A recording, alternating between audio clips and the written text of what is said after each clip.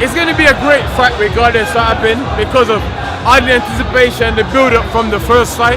But I don't think Joshua needs to do what he does best. I don't think he should listen to all this negativity, people he's talking on the internet. Oh yeah, he needs to move more, he needs to do this, fight with his hands down. That's all nonsense. He needs to do his thing, do what he does best. And what he does best is to be strong and aggressive and be on the offensive. That's what he does. You know what I mean? Listen, Ruiz clocked him with a good punch behind the ear and he got hurt, he didn't recover. It's boxing. Everyone get put in their ass sooner or later. You know, we all do it. He put many people in their ass and now it's his turn. So what he's going to do is, I believe in Robert McCracken. I think Robert McCracken's a good trainer. Took him a long way and he's still with Rob's a good trainer. Rob likes to work the basics.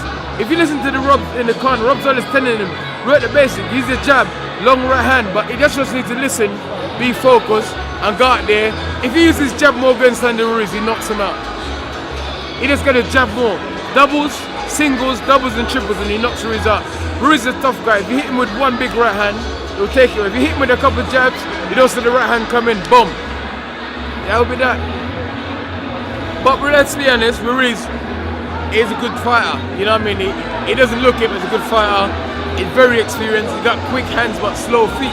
And that's why Joshua needs to use the jab. You know? What did you make? So we just heard there from Dillian, Don, Debo, Whyte. And I've got to be honest, I completely agree with him. You know what?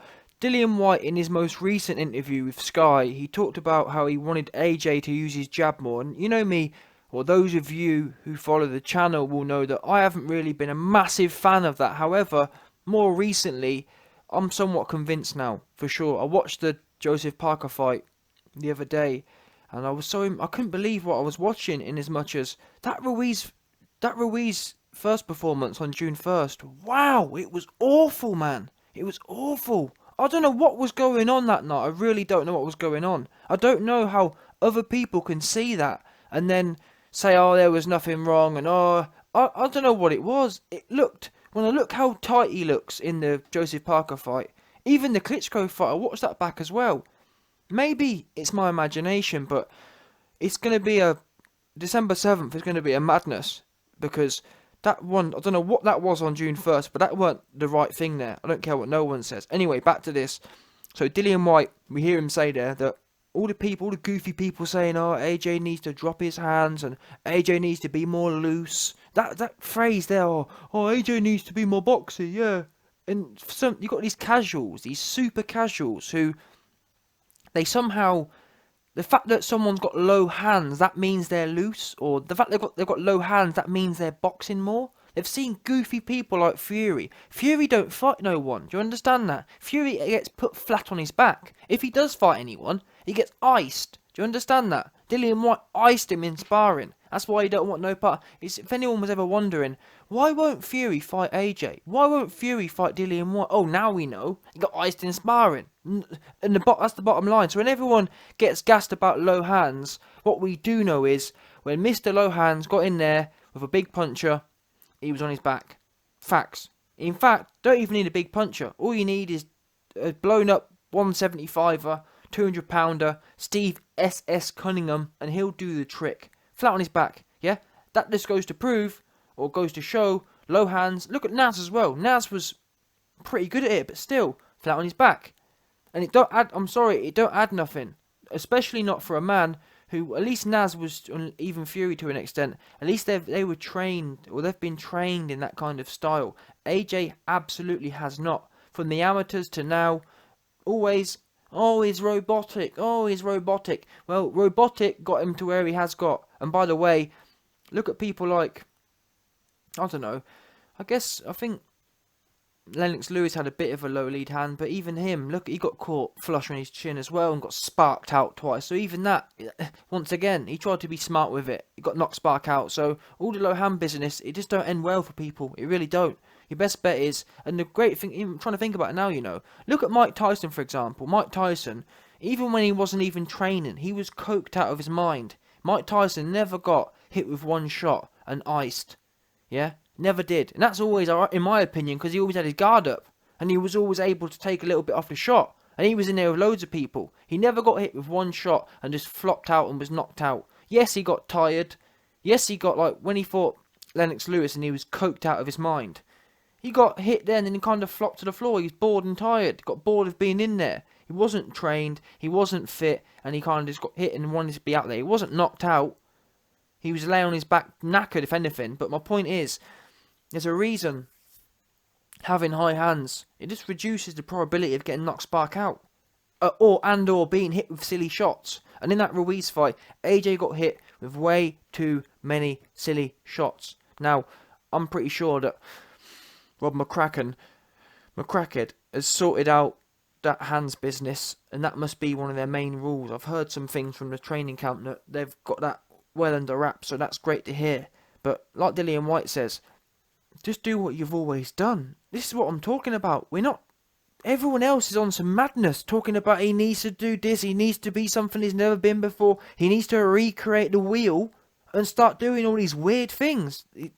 AJ has naturally, he gets it, yeah? What's the Joseph Parker performance? He gets it. The jab was drilling. Unfortunately, the referee never really let them get stuck in on the inside. But, trust me, if it had kicked off on the inside, it was only going to go one way. There's a reason Parker spent the whole night backing up. Now, that said, I don't think Ruiz will back up the whole night either way, and that's why I've kind of emphasised that the inside fighting is going to be so important, because whilst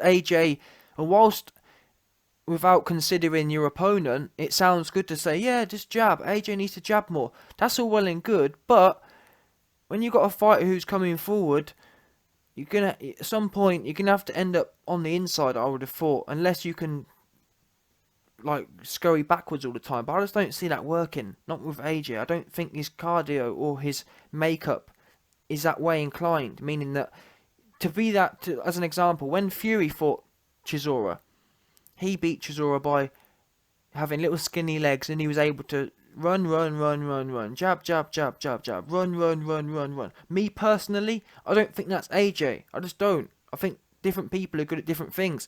AJ's not good at running around the place, running away from someone. I don't think his legs are light enough, are marathon runner enough. You know what I mean? I just don't think they are. Meaning that there's two ways you can beat fighters like that. Fighters like Chisora. Look at David Haye, for example. Did David Haye?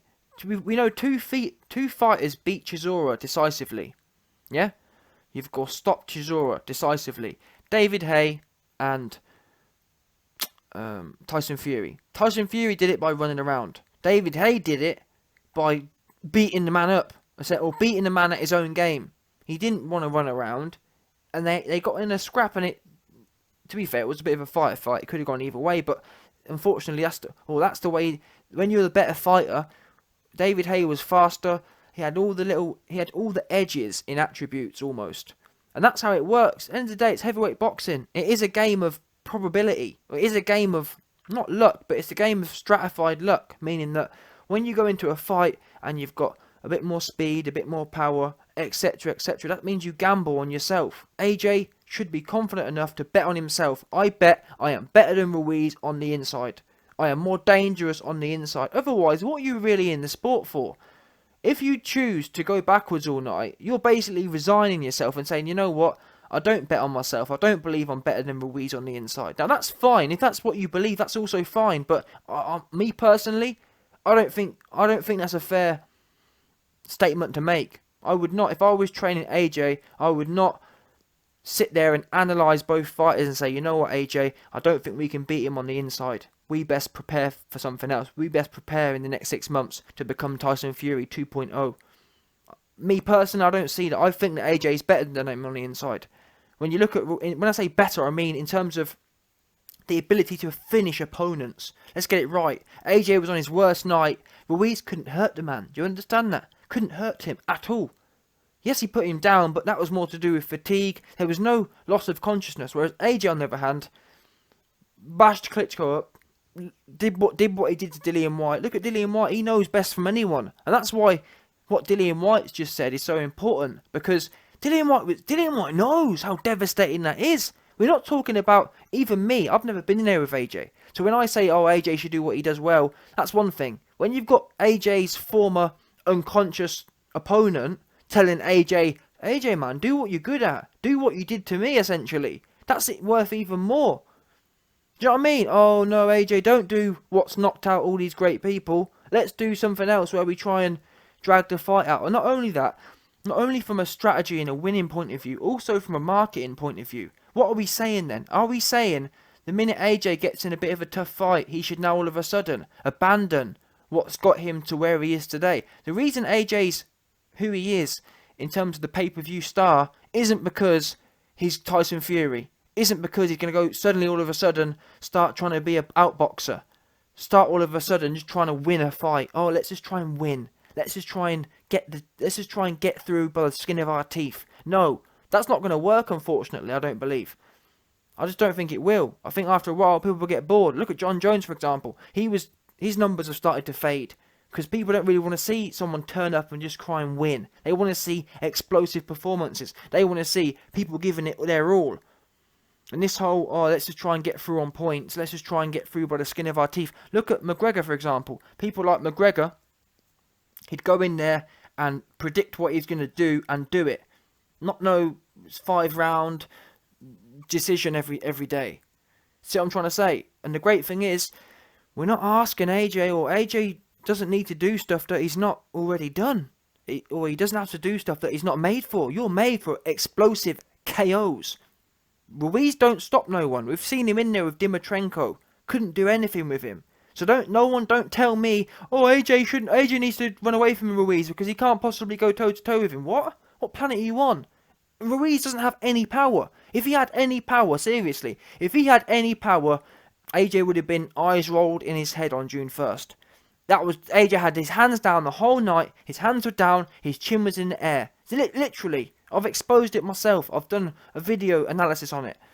AJ had his chin in the air, chin was tipped in the air, and his hands were down, begging to be KO'd. And not only that, Ruiz actually hit him with every shot, but still couldn't do anything with it.